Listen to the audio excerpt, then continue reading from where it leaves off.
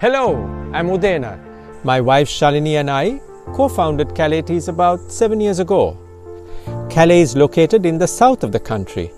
As the crow flies, we're 35 kilometers from the ocean and 12 kilometers from Sri Lanka's largest rainforest and UNESCO World Natural Heritage Site, Singharaja. We are surrounded by forests and we are blessed with lots of natural springs and streams. Whilst you would expect a lot of rainfall, well, being in rainforest country, we have 4 distinct seasons. From January to April, it's hot and humid. From May to July and September to October, we have lots of rain, storms, thunder and lightning. August is dry winds, very similar to the eastern slopes of the country. November to December, it's misty, cool, with a lot of dew. This baffles many because at just 1,000 feet above sea level, we are defined as low elevation and the expectation is just sun or rain. We believe this is nature's gift to this unique location. But when we came here 7 years ago, it was a degraded land with heavy use of synthetic fertilizer, weedicide and pesticides.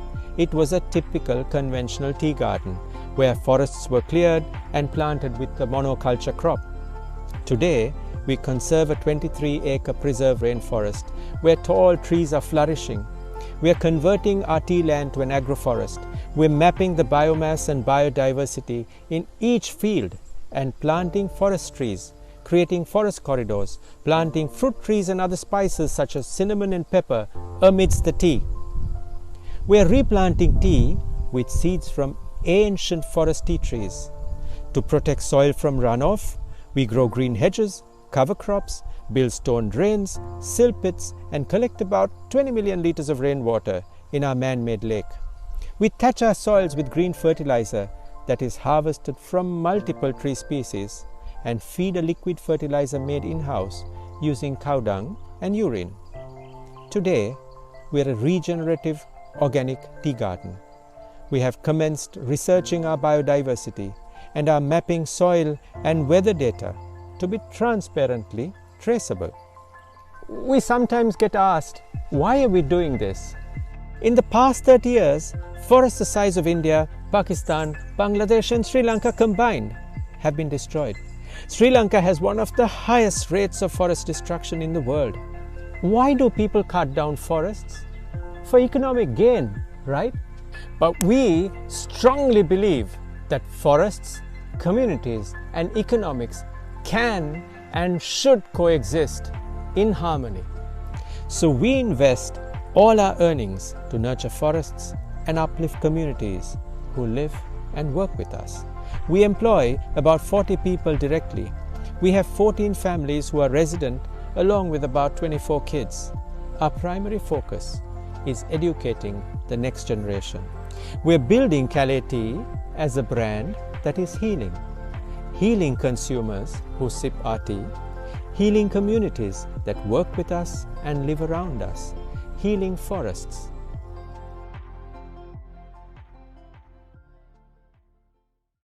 Starting off with Unilever for about a decade, and then in the fashion industry, and then retired pretty early in life to pursue agriculture, which was a passion, working with rural communities. And things just happened. There was never a plan to launch a brand. There was never a plan to do artisan tea. It just happened step by step. And we are here today sharing a story. So we hope that little clip sort of gave you a glimpse of the stuff we do. You're free to raise, ask any questions, clarify anything, ask us anything at any point. I don't want to really see too many questions on the platform, on the chat box. So what we'll do now is, whilst your questions keep rolling on, we'd like to take you through our tea garden.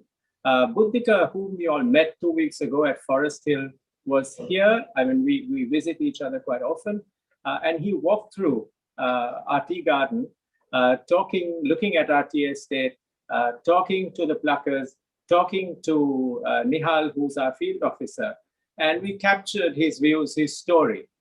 So we'd like to take you through our tea garden. So let's take a tour of Kaley's tea garden with Buddhika, which I hope will give you a feel of.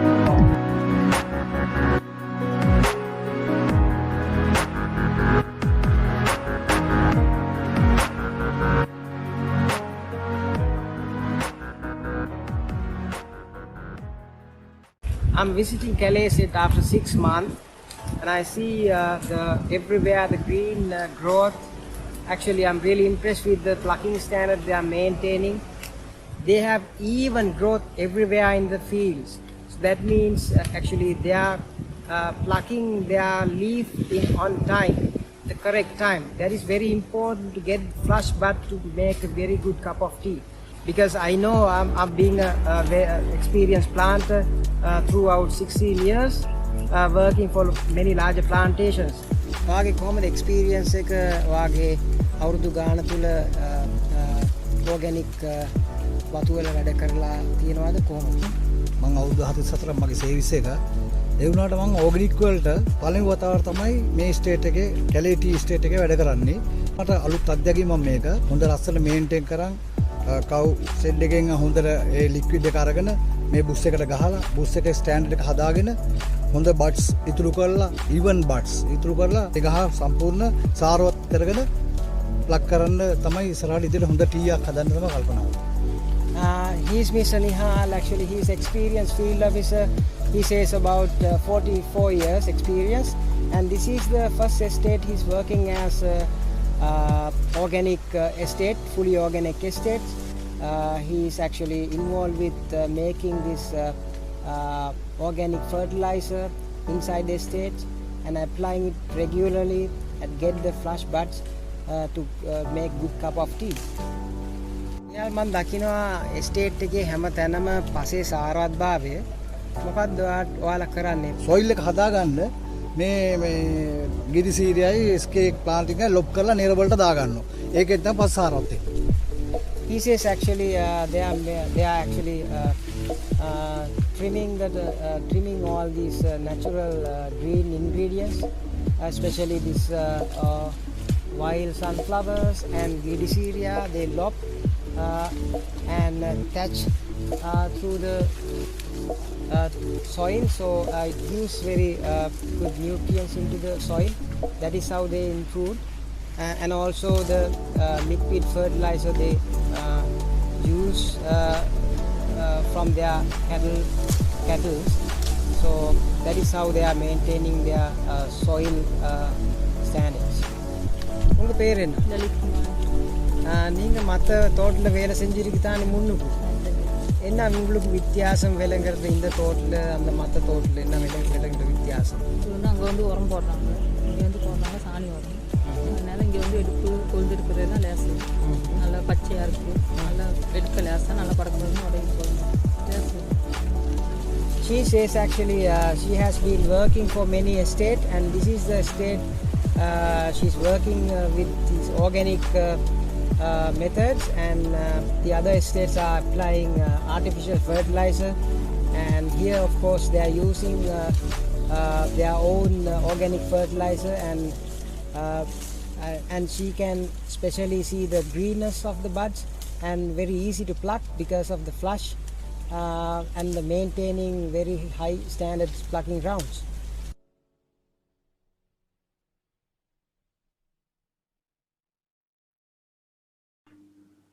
Okay, so with that, with the first two clips, I hope you've got a pretty decent view of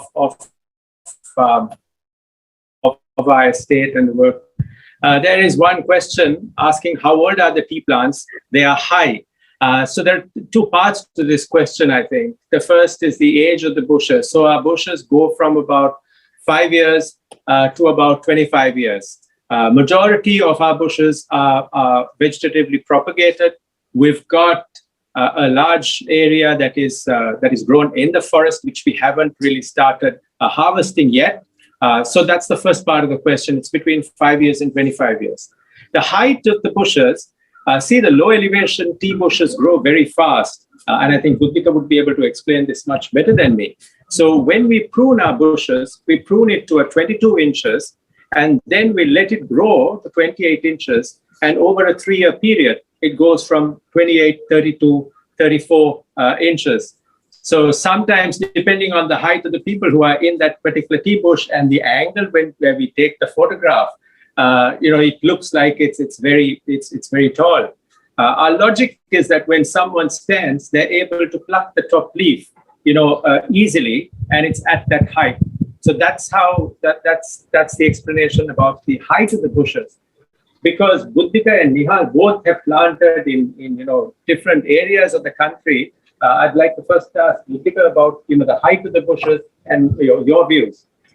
Yes, of course. Good question. Actually, the always height of the bush we have to maintain properly to get the correct plucking standard all over the bush, top of the bush, because it is very important to get even growth everywhere in the field and generate more buds. So that is important today. Yeah, upcountry and වැඩ කරනකොට ඒ height එක දැන් එහි growth එකයි මෙහි growth එකයි බලනකොට මොකක්ද දකින්නේ? ඒ growth එක දැන් අප්කන්ට්‍රි growth එක ගොඩක් අඩුයි. දැන් මේ growth එක වැඩි සර්. මේ growth එක වැඩියෙන් තියෙනවා මේ height එකත් දානකට සාමාන්‍ය ඒට වැඩිය height එකත් පොඩ්ඩක් වැඩි. So one of the reasons Nihal explains, because Nihal has 44 years of experience, so we asked him the question, is the lowlands gets a lot of sunshine, lot more sunshine than upcountry. Yes, correct? exactly. So the growth is much higher. We've got this combination of a large amount of rain and a large amount of sunshine. So the growth is much faster and the bushes grow much faster. So we prune bushes in this part of the region in every 3 years, whereas in upcountry you prune the bushes every 4 or 5 years. So that's really to answer the question about age and height. Buddhika, anything else you want to talk about what you've seen here compared to, say, your terrain and your tea trees and the bushes here? Yes, of course. It's quite different terroir here from my place because I located in Sabaragamu, and this is another part of the country, Ruhuna. Actually, I see then a lot of they are applying a lot of organic methods.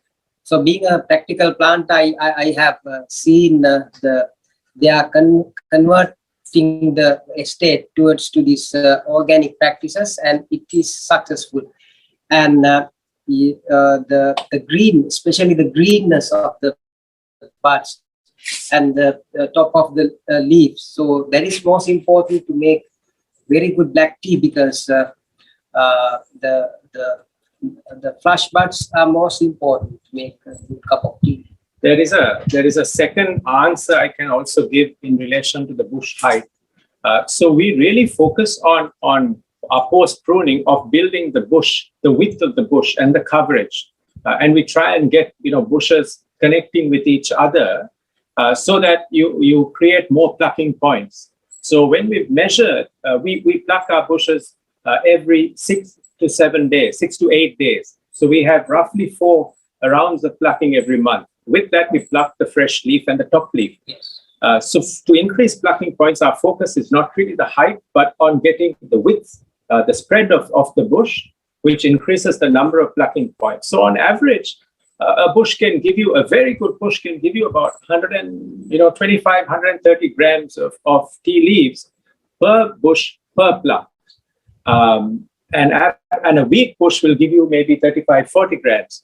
So we have this combination, and our sort of whole focus in the next few years is to increase the shape of the bush and increase the plucking points and keep the height at a particular level. So the height goes based on the elevation and the slope, and we keep that consistent level so that it's easy to then measure if the bud growth is also consistent. There is another question: do you experiment with shading your tea bushes to slow down growth and increase sweetness?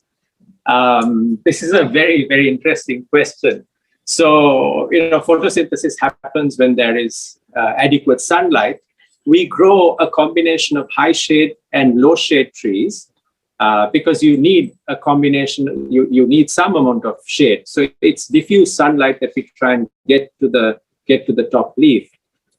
We grow a number of varieties of low shade bushes, Pleuriscidia, wild sunflower, erythrine, so that we then provide a lot of nitrogen content to the soil. We lop twice to 3 times a year. We don't necessarily focus on giving extra shade to increase sweetness or even to bring the umami out. We don't do that. We try and capture the naturalness of the flavor that the bush provides. So the sort of direct answer is no, we don't really provide extra shade. We don't have planned extra shade. There is another question, do you pluck all year round?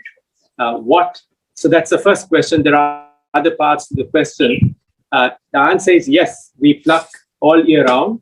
Nihal api January පටන් ගත්තාම December දිගටම pluck කරනවා. So January through December. But the plucking number of days varies based on the season. So from mid-Jan to about mid-April, we have a very, very dry season. And there is a lot of stress on the bush. And sometimes the output is much lower. So our rounds increase from 7 days to about 10 to 12 days. And we pluck 3 times a month. But otherwise, we pluck all year round. The second question I would like Buddhika to answer, what differences in character do you find in your teas with differing seasons?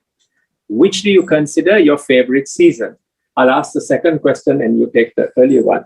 Yes. My favorite season is the mid-Jan to mid-April because it brings out unique flavors. I also really love the teas that come out in August because it's very, very dry, strong winds. And it brings out a completely different flavor. In some parts of the estate, actually, the top leaf just falls off at the speed of the wind. It is Buddhika who came here last August. When he came here last August, he spoke of how that climate was so similar to the Uber Highlands. Yes. So I'd like Buddhika to talk about the flavors in the different seasons.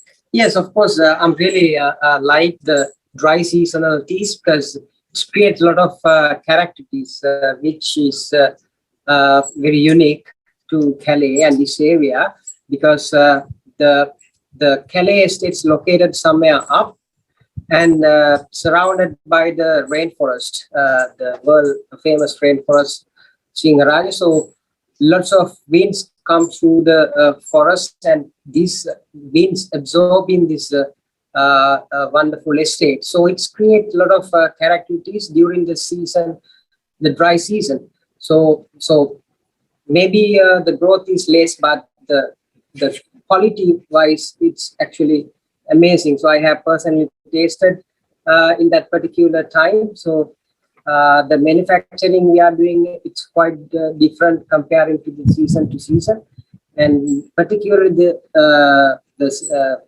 dry season. I like so much the Kaley teas. Okay.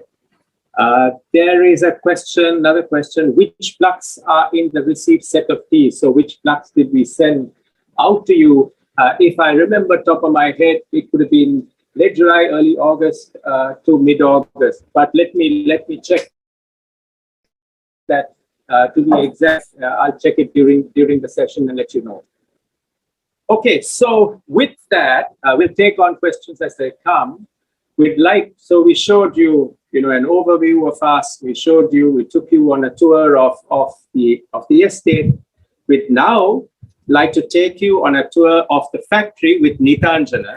So let's tour Kaley's tea factory with Neethanjana from Amba Estate. Hello guys, so now we are in beautiful Kaley Tea Estate artisanal micro scale tea factory.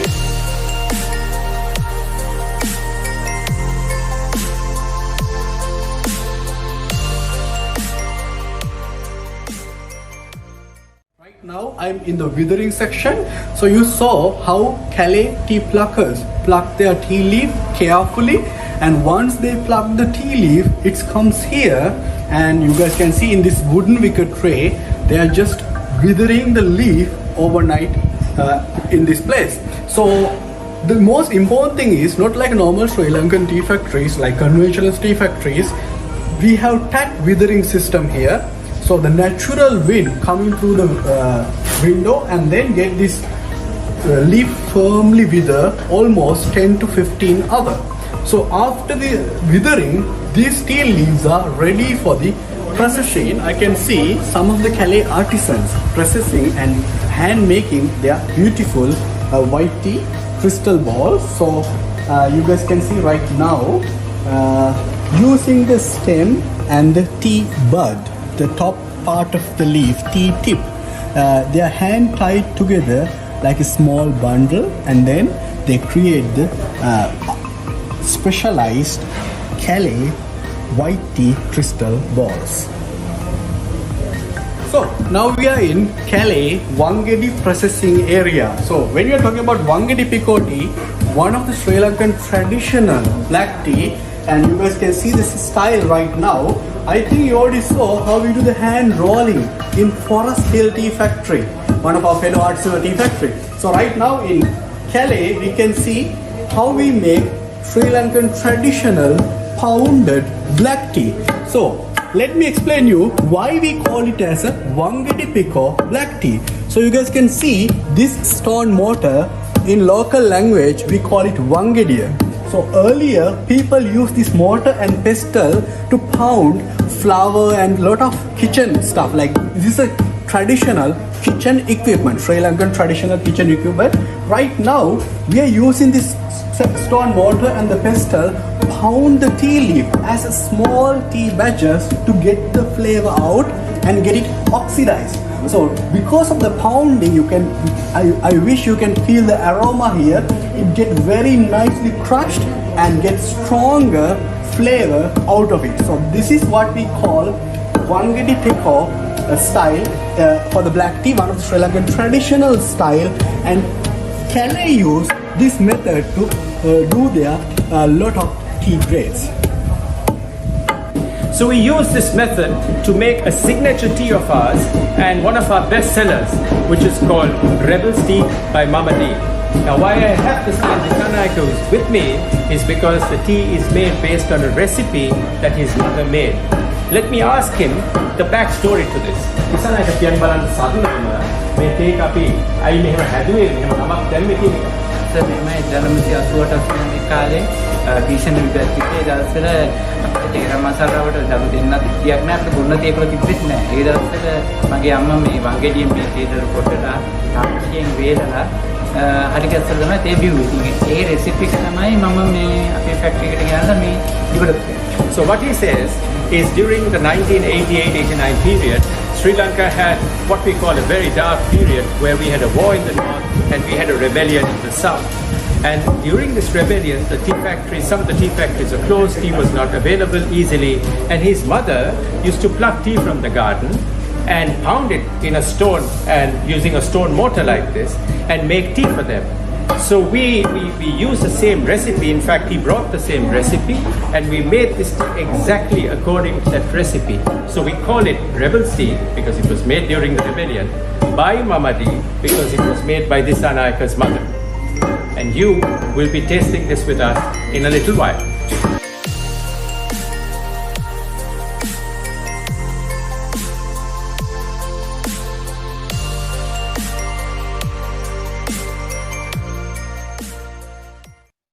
Okay, so we have Neethanjana and we have Dissanayaka, a factory officer here, to take any questions and clarify stuff.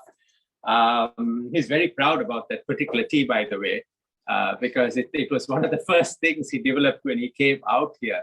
The reason for that was how that came about was we were trying to figure out, the Japanese have tea traditions, the Chinese have tea traditions, and what tea traditions do we have? And our tea history is very, very short. And then he was talking about this tea, and Amba has a similar concept. They make a thieves tea with a very similar concept, which we will hopefully talk to you about one day. And that's how this whole story came about. And we started experimenting. It took us about 5 months to really get the right flavors in. So before we answer questions in this section, there were, I think, two questions that came previously, which I think I didn't probably answer too well. The first is, there's this question about which differences in character do you find in your teas with the differing seasons?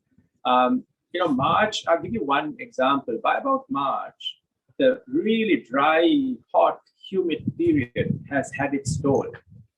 We don't really irrigate. We haven't irrigated our land up to now.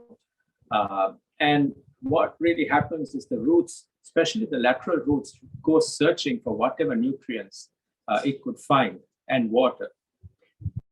Because we catch our soils from about December, January to retain whatever moisture the soil can, this growth in the root structure and enables the roots to bring in whatever little nutrients that are in the soil.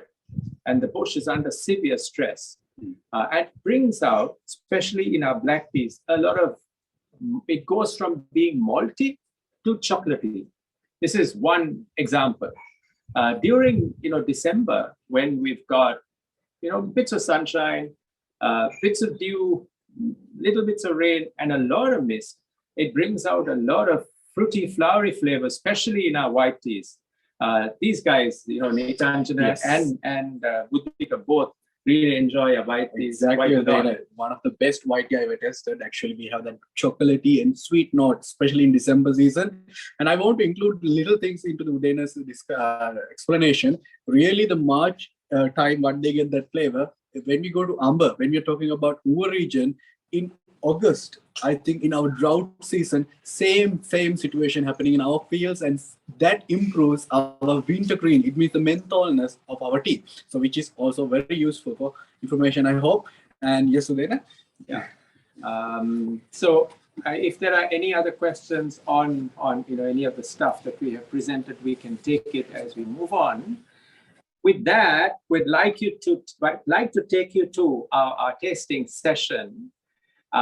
We've sent you a set of teas, which, by the way, the production is end of August to like the first week of September, because we ship the teas out on the 20th of September. So it is production of fourth week, end of third week, fourth week, August to about the first week of September.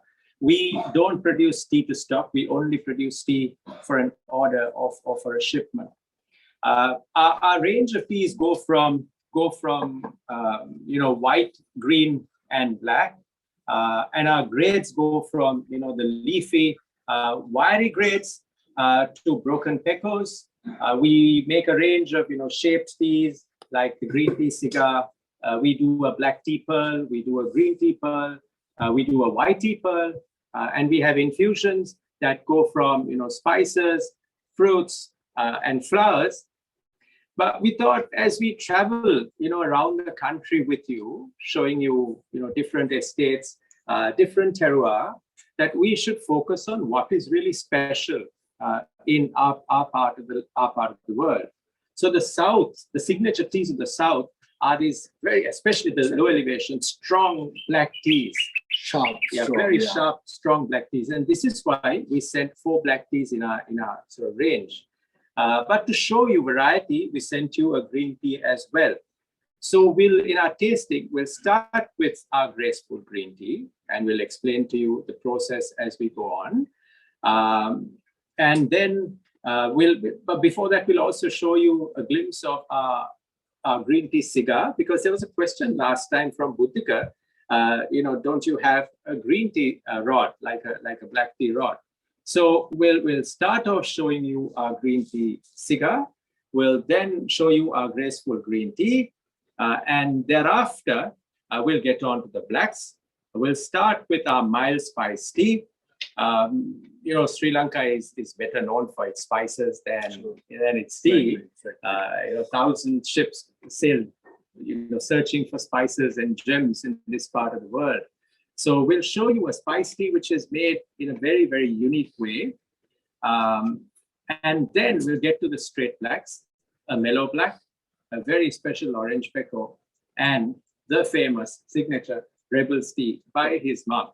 So that's how we have planned the tasting session.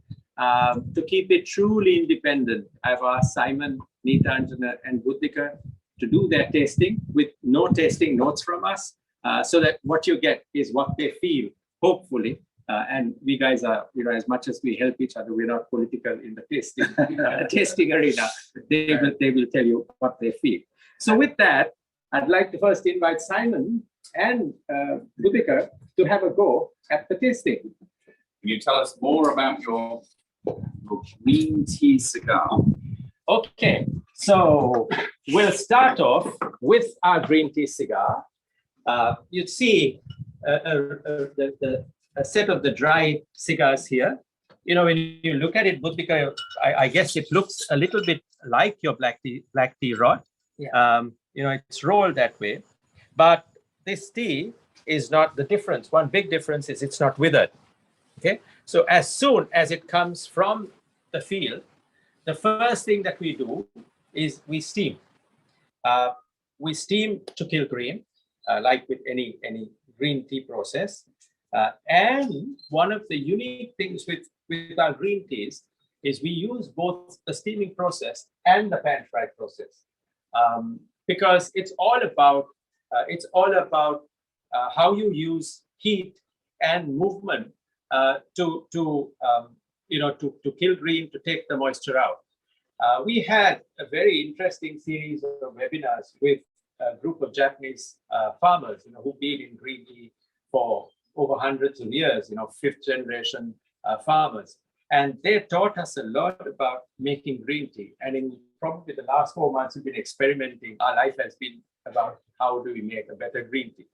So we firstly steam it, and then we take the moisture out in the pan for about 15-20 minutes. And then we go into the rolling process to make this, hopefully, what you would see as a beautiful tea cigar. There was this intention of can you actually smoke it and puff on it, but we've not tried it. You certainly can brew it. With that, I'd like to give it over to Buddhika to talk about what the wet tea rod looks like and the flavor profile and the nose. Just before Buddhika tastes, one interjection. If all of you are looking in your sample pack for the green tea cigar, no, that was a last-minute addition. It's something that Udena has been developing over the last couple of months. So don't worry, this is not in your sample pack, but the other 5 are. Exactly. And the reason for this is because of the question that came up last time. Yes. Thank you, Dana. And I would like to talk about the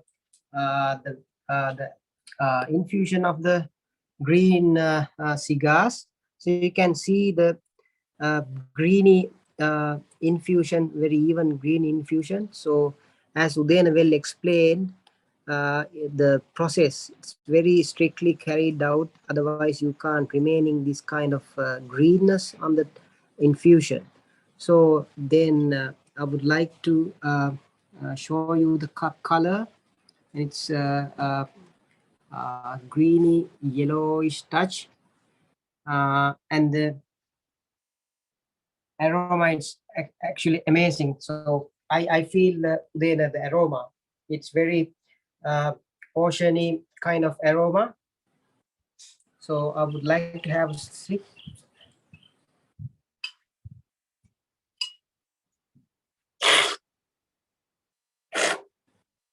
Actually, the taste profile is first you get the vegetal note in your palate and spread. So this is actually really smooth tea, and it's not actually carrying astringency. So it is really high quality green tea, and I think next time you can taste. So then it's going to send. I'm going to sneak in and try a little bit of the green tea cigar as well.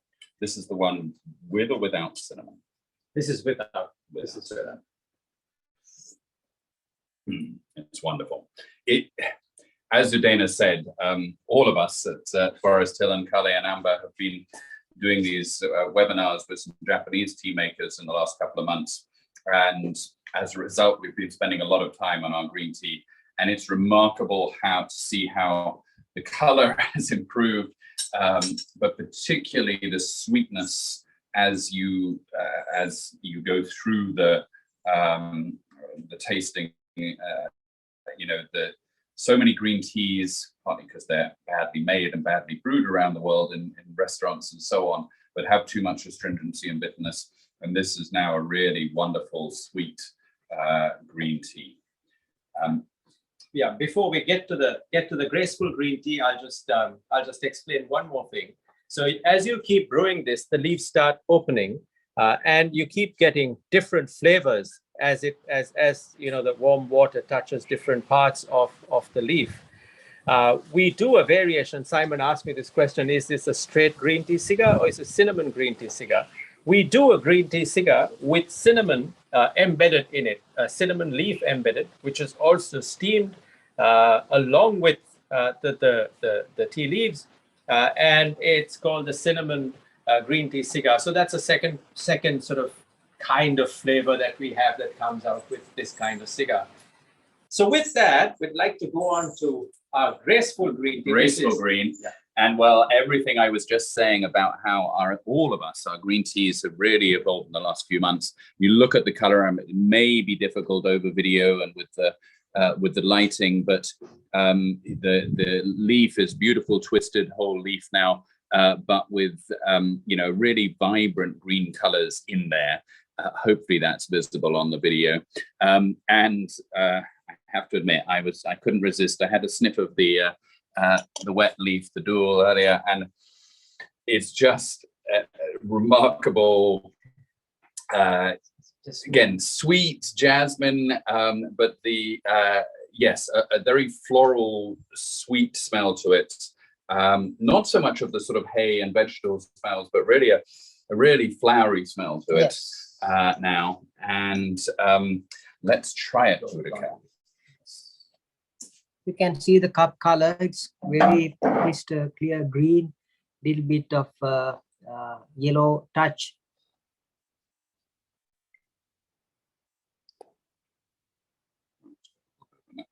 Air bubble.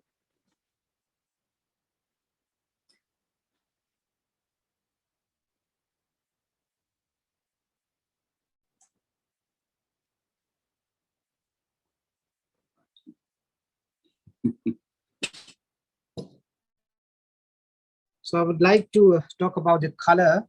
You can see the color. It's green yellowish color, and as Simon explained, the infusion looks very green, and the aroma is amazing. It's the jasmine aroma. So I would like to try.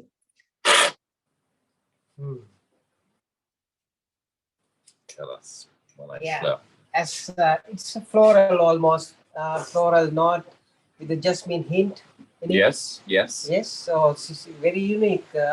Actually, as Udena and Simon explained, after this associating this Japanese group, so we improved our green teas much better. So some more to come. I'm actually amazed how much jasmine there is in there, in the sense that I almost think that, as they do in Indonesia and other parts of the world, you'd added some jasmine flowers during the process. No, lovely. And interesting to see the comments on the chat, and those of you who are trying at home. But it's a delicate green tea, light compared to some of the ones you'd find from Japan and China. But again, the aroma and the floralness is what really jumps out for me. Before we move to the blacks, I must confess, the green tea is something we really struggled with the low elevation. The South is not known for green teas; it's known for just strong black teas. In fact, we were advised by some experts that we shouldn't even try making green teas. And we were discouraged a heck of a lot for trying our green teas. For a long time, we couldn't get the green touch in the dry leaf. Yes. It's something we were really challenged with because it was turning black, and we figured it was the heat that we were applying through the pan frying process. It's a delicate balance of how much heat for how long, and how do you really move the leaves. So we actually, in the pan frying process, we keep tossing the leaves a lot more than in other regions than would say Buddhika or Neethanjana would do at Amba and Forest Hill. So we keep tossing, so it gives a lot of air, like you toss a salad. It gives a lot of air for the heat to keep moving, and the rolling becomes that much easier. Yeah. Now, the jasmine note actually is more predominant in some of our fields, especially the high elevation fields where the wind just blows right up and towards around the forest area. So it varies field to field, but in general, we have that jasmine note. But it's a tea that we really struggled with, and we're very, I would like to say, very proud that we've got to this stage over time. There's an interesting comment saying, opening the graceful tea pack gives a spectacular fruity aroma. I don't think I've experienced with the green tea before. For me, it's more tropical fruit. Thank you very much. Gives us a lot of pleasure to hear that. We should, maybe in future webinars, we'll touch on, we will definitely touch on the green teas again more. I mean, when we started making green tea at Amba, several international tasters, particularly people from China and Japan, said, oh, you can't get a good green tea from Sri Lanka. And part of that is, I mean, it's climate, it's terroir. A lot of it's to do also with most of the big commercial estates are planting Samatha bushes, clones, VPs, and it is true. We certainly find at Amba we get our best green teas from the old Sinensis original bushes. That would be true certainly with Buddhika's wild trees on the slopes of Sri Pada, which are all original Sinensis. And so, yes, we would say that the green is still a work in progress, where we're still developing the greens. Where to next? Yeah, we've got some good comments and interesting comments about the green tea, about the aroma. Raina says, me too, not so much the jasmine, but vegetal and fruity. There is Anushka says, the aroma of the graceful green is amazing indeed, like nothing I've smelled before. Thank you, I'm biased, obviously. Really amazing smell. The first brew smelled and tasted like hair for me. The second on was so fruity. Thank you for keep brewing, because we generally brew at least 3, sometimes 5 times. So, there's another side to all our teas, and especially why we focused on the mellower, milder teas. My wife, who's standing on the other side, was never a tea drinker, so she would refuse to drink tea, and it was coffee. And now, so we started making teas for ourselves, for our palate, because we like the lighter teas. And bit by bit, we started enjoying the kind of teas that we are developing, and the green is one such tea. And I am, the tea brewer, not just the tea maker, but the tea brewer at home as well. So with that, we'd like to move on to the black teas. First, so it goes from mild. If you could just take the camera, Hilshan, from here to that side. It goes from the mild, the lighter colors, to the really dark, strong Rebel's tea at the other end. Now, before we get to the straight blacks, we'd like to start off with our mild spice tea. Now, the mild spice tea is based pretty much on the mellow black tea base, but the real uniqueness in the mild spice tea is the way it's made. So all our spice teas, and I would say a majority of spice teas around the world, is made where the spices are added after the tea is made. Yeah. But in this process, we add the spices, cardamom, clove, and lemongrass during the process. Now, it's a very, very difficult process, to master. We went through probably 2 years of development. I remember the first time Buddhika came here, and we had a lot of chatter around this. Can this be done? What flavors would it bring? And so on and so forth. So whilst the tea is rolled on the cane basket, we keep adding the different spices. So first comes the cardamom, then comes the clove, and finally comes the lemongrass, and even to get the proportions right. So it's a tea that went through almost, I would say, 2 years of development to get to this stage. Buddhika, I'd like you to have a go at it, and would like to invite Neethanjana also to come in and join the gang to taste the blacks. Yes. You can see I would like to show you the appearance. So it's very well twisted leaves, so long leaf. So this is actually, you can see very nicely twisted. So as Uday explained, so last time we had a lot of chat with this, how they are adding these spices while rolling. So and I would like to show you the infusion. The infusion is quite coppery infusion, and the aroma, you get the fruity and spice aroma on the infusion. And here we guys can see the cup color, Buddhika. What you think about cup color? It's really beautiful. Even guys, I can't realize this is from the low elevation, Buddhika. What do you think? Because these have very see-through, crystal clear, coppery golden color, cup color, which is amazing for the low elevation tea. In generally, we always focus that dark color, thick black teas in low elevation, but this is one of the biggest achievements what we see. Okay, Buddhika, go for it, and then I'll come. So actually, this is very special for me. I'm surprising because you get the fruity aroma, fruity note in your palate with the black tea characteristics, and spreading the spiciness in your palate, ending with the spice notes. Yeah, you can try and see. Yes, sure. The first thing I feel here, that the fruitiness comes through the tea, and which is wonderful. I think we can brew it the way we like it. This one is almost 5 minutes brew, and we have the strong, sharper taste, and also the floralness of the black tea combined together, the spiciness. It's very well balanced tea. Very well balanced tea. We can feel the tea. We can feel the spices, and mostly when we are tasting flavored teas, especially that ginger or cinnamon or whatever flavored tea, the first thing it hit me, the cinnamon or ginger spiciness come to the mouth. But here you can feel the spices, you can feel the tea, well balanced tea. What I think. Yeah. There's another habit I have with these teas. You know, I keep snacking on the dry leaf. And this is something Buddhika taught me to do. You know, it gives you different flavors in the tea. You know, nobody thinks of it's a tea snack. Many people don't think of snacking on tea, but it also brings out, you know, different flavors when you snack sometimes before you enjoy the tea. Especially when you're snacking the green tea, use very nice vegetal and umami and that sort of flavors through the palate.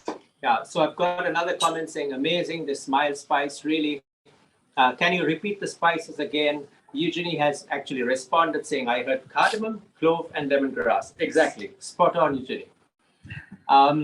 Before we now get to the mellow black tea, now it's made exactly the same way as the mild spice tea, but without the spices. The uniqueness in this is the wiriness of the twist. You know, it's not like a typical orange pekoe, not like a typical OP or OP1. It's longer, it's more wiry, given a better twist. Full leaf, you know, 2 leaf in bud. And what this does is, with the second, third, maybe fourth or fifth brew, it keeps giving you very different flavors, very different but mild flavors. So you get, based on our seasons, sometimes maltiness. By about March, you get a chocolatey flavor, a mild chocolatey flavor. There's some get a honey bee end finish to it. So it gives different flavors at different types of this year. It's one of my favorites. Why don't you guys have a go and look at the tea as well? Yeah, first of all, I can see the wet appearance here. Like Uday explained, I'm not going to talk about the dry appearance right now because it's well twisted and very well rolled tea. But after you come to the wet appearance, like Uday mentioned, you guys can clearly see the full leaf here.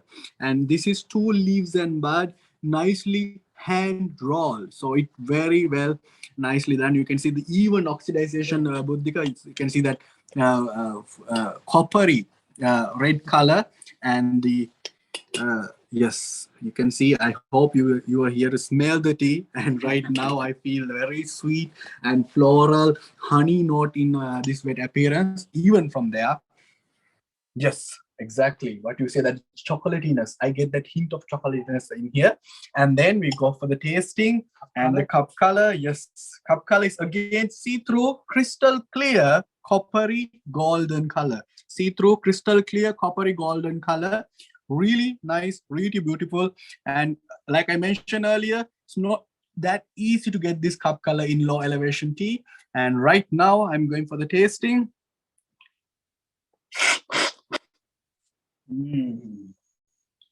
Very nice and really floral, and followed with chocolatey, fruity, and hint of honey. I can feel it there.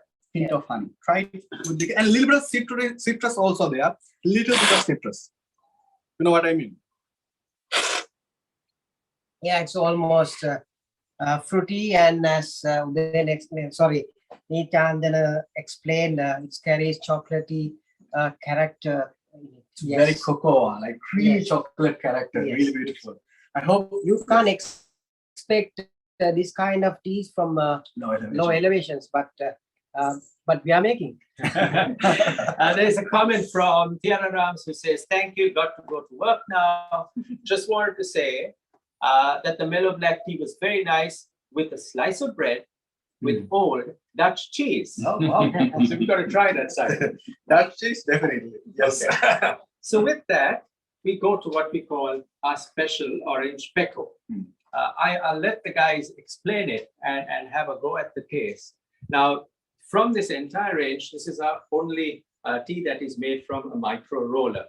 It's made with, it's made with a batch size of about 10 kilos. We don't roll anything more than 10 kilos at a time in our micro roller. You could see a very, very strong twist, and you could see some open particles. So we don't grade teas using the standard nomenclature. We avoid that on purpose because we focus on the flavor for a moment or a mood rather than a traditional standard definition of what a tea should look like. Have a go. So Buddhika, I think you have to tell, because you have that 16-year factory experience. Tell me about this grading, and also why you didn't do it here. Yes, I can. You may feel different size of the leaves. It's mixed, but I see the lot of small particles there. Small particles, yes. And it's each particles give different character into the tea. And it creates a body in the cup. And I would like to show you the infusion. So it's very coppery, and that means very well oxidized. So you can see each and every part. Yeah, it's very coppery. So, and also even nicely rolled. You can see even in a machine, yes. You can minuscule tea roller, stay like a full leaf and very well twisted. Yes. So you can see the see the copperiness. So, which is actually very important to get the correct characteristics, black tea characteristics. Now it goes to the infusion and the cup color. You can compare the two cup colors. Exactly. You can see so the you can compare the cup color. This is quite orange cup color, and this is quite reddish, like Dimbula Udupusala tea from upcountry. So you can taste. Sure. So especially that hand roll tea that have a very lighter cup color and a very mellow cup color, and then when you come to that special orange pekoe tea and roll in a mini roller, you can get the medium dark reddish color. I'm going for the tasting. This one have really beautiful fruitiness there. I really like that, and hint of menthol also. Udena, just explain me how you do this, and this kind of like to me, in a mini roller, it's magic. Yeah, I think it's to do with the small batch sizes, Neethanjana, because it's as good as hand rolling when you put 10 kilos of withered green leaf into a roller. It's as good as hand rolling, and then it helps extract the different flavors. So also, this tea comes from, as I said, end August, first week September. So you have the benefit of that dry, strong winds that we experienced during that time period. And also, it's also rolled in a small batch in a mini roller, but all naturally withered in a room temperature. Yes. So our withering process, there's a question on withering, which I will take in a little while. We wither very naturally on tats, like Neethanjana showed you in the factory, with the winds that come from the rainforest. So it actually hits our withering tats straight on, and that also gives it this unique flavor. So with that, we go to our last tea, the very famous Rebels tea. By Mama D, and I'm not going to say much more about it because we've already told the story. I'll let you guys have a quick go at it. Okay, so guys, when you're talking about Rebels tea by Mama D, you guys can see the particle size. It's really nicely pounded black tea, so it's look like very even particles here, very even, and also small particles because pounded hard in a stone mortar. And once we come to the infusion, you guys can see really very well balanced oxidized. So I think because of the heavy pounding, this is the traditional method what Sri Lankans done earlier, and it's a homemade traditional black tea. So it's pounded in a stone mortar. You can get really strong aroma and very, very kind of like Ceylon peeling here. Very all Ceylon peeling here. So very traditional, stronger pounded black tea. I feel leafy and kind of like minerally and kind of like sharper and fruity. And again, to me, it's Ceylon. Generally, it's Ceylon. And when you come to the cup color, Screaming down. it's creaming down. Yes, beautiful. And it have a yellow touch. Yes. Like a yellow ring out of the cup, and have chocolate brown. To me, it's look like chocolate brown and yellow ring, and sure it will taste really, really beautiful. What do you think about this, Buddhika? Yeah, yes, I would like to point some of my thoughts, because I have been working in Uva region many years. So during the season of Uva, we make this kind of teas, machine-made BOP fannings, that kind of teas. And that time, especially in the season, the drought season, so it's creaming down. So I notice this is creaming down. You can it's creaming down. So very milky tea, kind of yes, like that means it's containing lot of body, lot of body strength in the cup. So you can see you can compare the cup colors. Yeah. You can see the creaminess. This is from the tea. This is from the tea. This is plain. Such an amazing color. And this is actually totally creamed down. Creamed down, yeah. And it's like espresso. Espresso of the tea.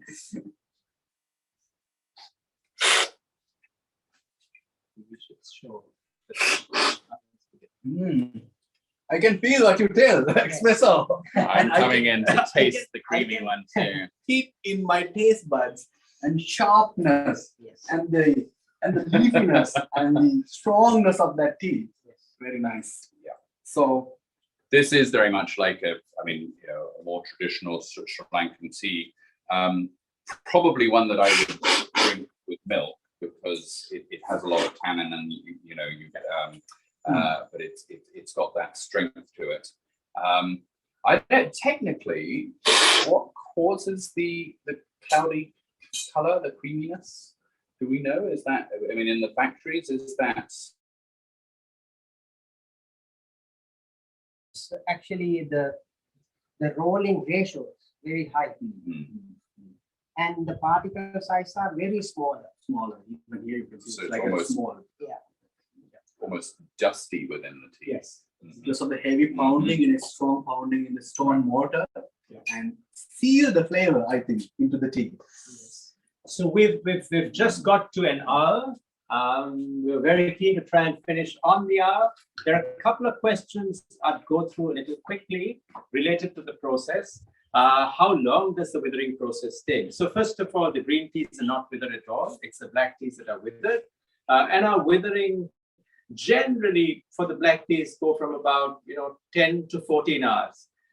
It depends a lot on the weather. So if it's a very cool, very misty periods, it can be even a 16-hour wither. But more than the time period, we don't really focus on the time. We focus on the look, feel, the touch, and the smell a lot, because that tells us a lot about how well it's withered. In general rule of thumb for us is for about a 46-45% wither, we take about 45% weight loss in the leaf during the withering process. So I hope I've answered that question. A wonderful story about the Rebels tea by Mamadi. What's the big difference in the oxidization and flavor between pounding and cutting the tea? So we don't really cut the tea, we roll the tea. In the pounding, what happens is it breaks into smaller particles. So when it breaks into smaller particles and the hot water hits the tea, there is much more surface area for the hot water to really connect with the tea and bring out a lot more flavors, a lot more stronger flavors quicker. So that's really the difference between a long, wiry, twisted tea and a more small particle tea like in the Rebels tea. So that makes it a lot more stronger than a milder black tea. There's another very interesting question. Why are the leaves putting together inside the factory at the table in length? So that's the presentation that happened, or that what was happening in the factory when Neethanjana was there. So that's a very special tea we are making right now for an order. It's called a white crystal, which is made out of the bud, very young bud, and the stem, which we cut to a standard size and roll it into a crystal, which then gets totally dried because it's minimally processed. So that's what the ladies were doing. They were making white tea crystals in the factory at that stage. There's a question: how many leaves does one cigar contain? Generally, it's about 14 leaves, a weight of about 4 grams. You grow it for about 5 minutes, and you can go 5-6 rows for sure.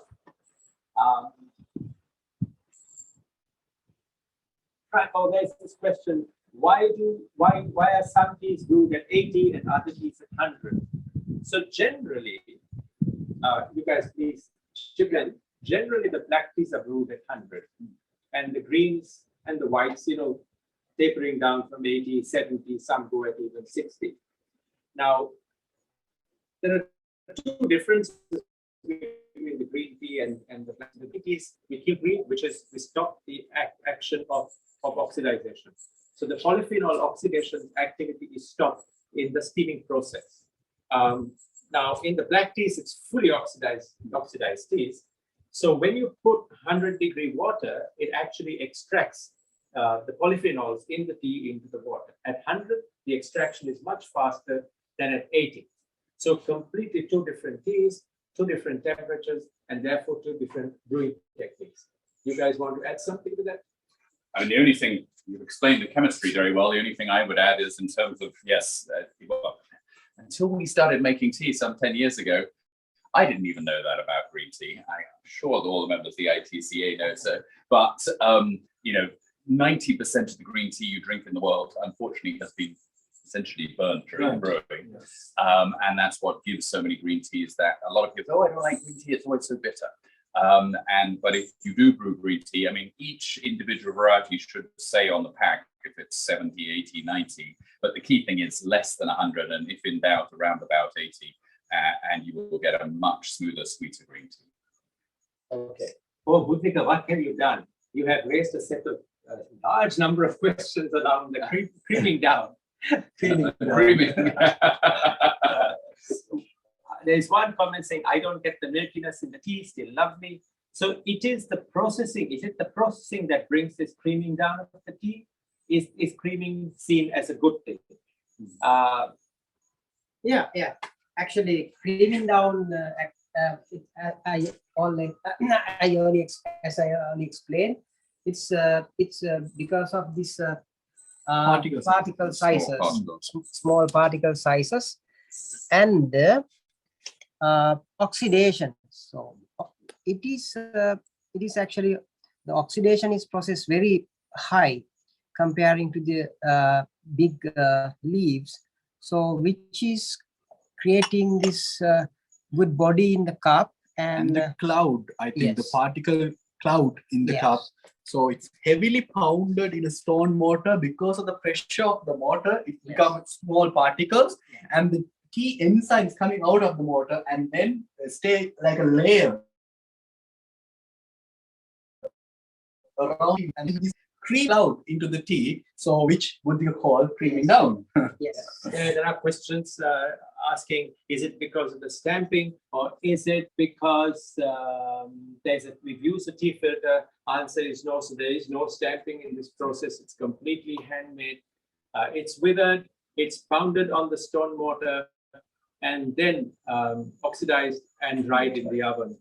I think the key is the particle size, which is what gives it that cloudy effect. It would be like stirring up. There is also this comment about, I'll let the tea cool down. There are a couple of comments. Generally, that's what I personally do. I used to drink tea very hot, burning hot. I don't now, because as it cools down, you start enjoying various flavors in the tea. So cool down to some extent is, personally, I find it a lot more enjoyable with the teas. I'm exactly the same way. I actually drink most of our teas now at room temperature or even cool. Maybe different in Holland or in the UK in the wintertime, but I find you get much more interesting flavors when you're drinking the teas at room temperature than you do when they're hot. Especially the green teas. There's a lot of character when you're cooling down it. Yes. Yeah. Sander Craig says, is the pounding always done by hand? What if you need a lot amount of kgs? Well, first answer is yes, it's always done by hand. That's what my grandmother did. That's what my mother did. That's what all of us do. If you want to pound, as kids, we used to have pound, trying to learn pounding and mess the whole place up. Exactly. I think the judgment also. While we do the hand pounding and while we're handling the tea by hand, the judgment is also very important to give the flavor. So we have 4 mortars. One comes from my mother, one from my wife's grandmother. So even the mortars have a long history. Second part of the question, if there is a lot of kilos needed by customers,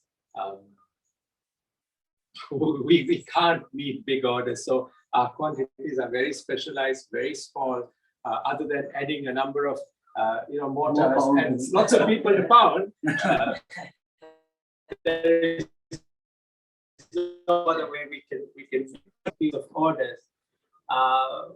When there's also this question, maybe I missed it, but what's the best way to get the beautiful spice flavor in the mild spice? When and how in the process? So we add the spices at rolling, whilst hand rolling. Who and where is your target market, and how can people buy your teas? Very interesting. So our target market is global.